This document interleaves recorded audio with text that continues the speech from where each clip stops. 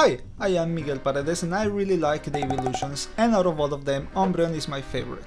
But out of all of the colors, pink is my favorite. So today I'm gonna make a Sylveon figure.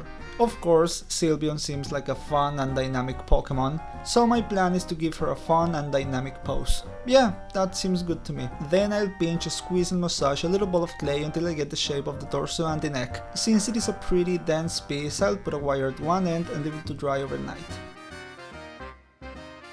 The next day, the back legs follow a very similar process to the torso, so I'll start by pinching, squeezing and massaging a little ball until I get the shape that I want, and once they're ready I can glue them to the body.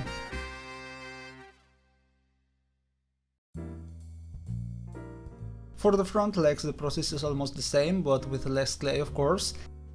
As you can see, I bent the left leg because, well, that's how it is on the sketch.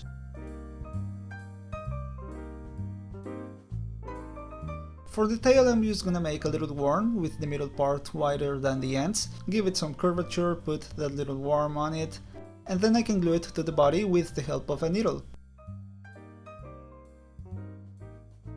Hey look, another ball! This one's gonna get turned into the head. For the ears I'll flatten a couple of fat little worms, and once they're dry I can put that little worm they have there on that side and glue them onto the head with the help of a needle as well. And following this same step I'll attach the head to the body. Then I can blend all the seams with clay and water, and with that the main base of the body is finished. For those ribbons I'm gonna make a couple of long and thin worms which I'll flatten between these two pieces of cardboard. This kind of clay doesn't stick to this material, so that's why I used it. Then I'll make this cut on the tip, and with that I can start to bend them here and there as I wanted them to look dynamic, as if the wind was blowing like that. And once they're ready I can glue them to the figure, and with that the last thing that I need to add is these two little bows. And finally it is time for some paint.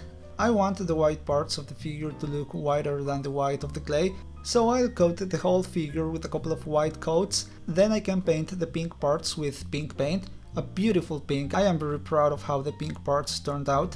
Then I'll paint the blue eyes where the blue eyes go with a touch of blue paint right in the eyes that are blue, so I used blue paint. And speaking of blue, the center of the ears are blue as well, a little darker than the blue I used for the eyes that are blue. The ribbons also have some blue details on the tips. Then I can put this little line for the mouth, this little dot for the nose, and a little outline for the eyes to make them look prettier. Now I had a problem. The figure didn't stand on its own.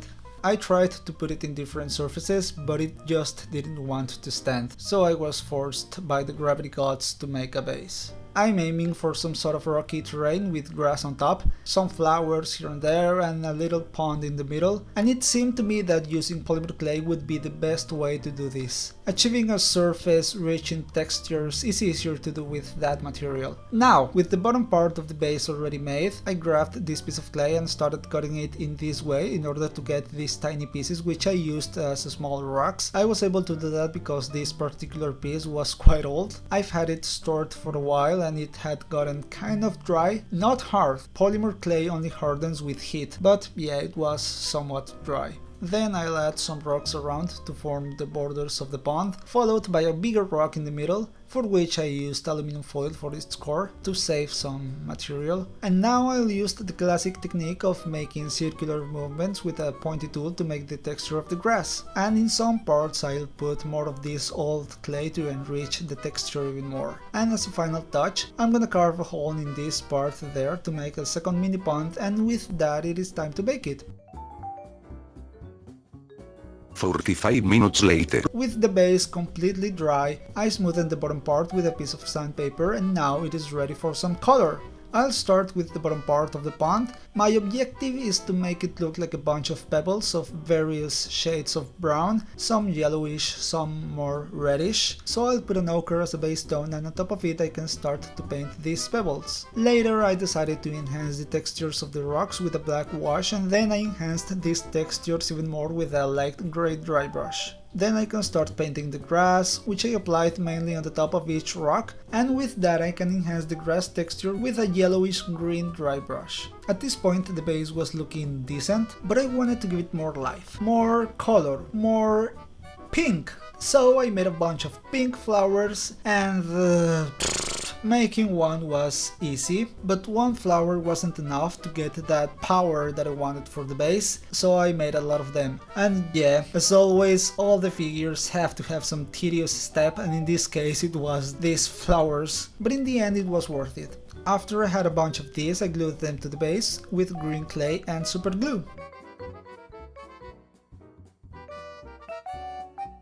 Once all the flowers are in place, I put Clowncher in the pond. Oh yeah, I made a Clowncher minifigure just as a little decoration for the base. I forgot to mention that. Then with the help of a needle I'll attach fletching. Oh yeah, I made a fletching minifigure just as a little decoration for the base. I forgot to mention that. And finally it is time to pour the water in the pond. For this I'll use epoxy resin. It is pretty toxic, so I recommend that if you are going to use it, do it in a ventilated place, and if you want to drink it, just put a little bit of lemon on it and it should be good. And with that the base was pretty much finished. Say what you want, but you have to accept that this base turned out fucking spectacular.